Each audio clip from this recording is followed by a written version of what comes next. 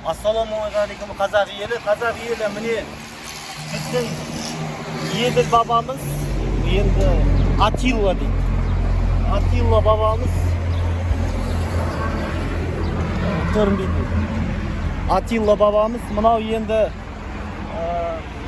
осы түрік дүниесіндегі мықты батырлар, сұлтандар, Селжук империясын басқарған Селжук бей.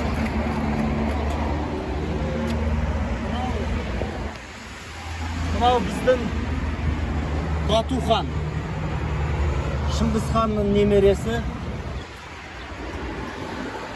Мынау біздің бабамыз Ақсақ Темір.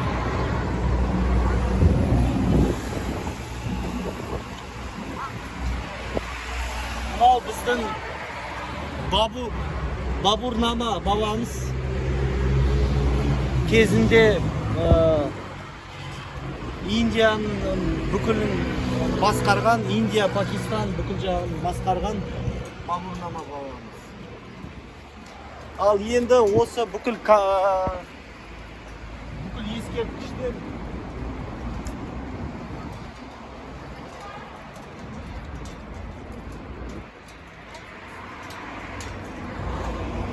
бәрі келіп, Ататүрк атамызға келіп тіреледі. Осында ескерткіштер тек қана Түркиядағы қойылған. Сондықтан айтамын, жасасын Туран.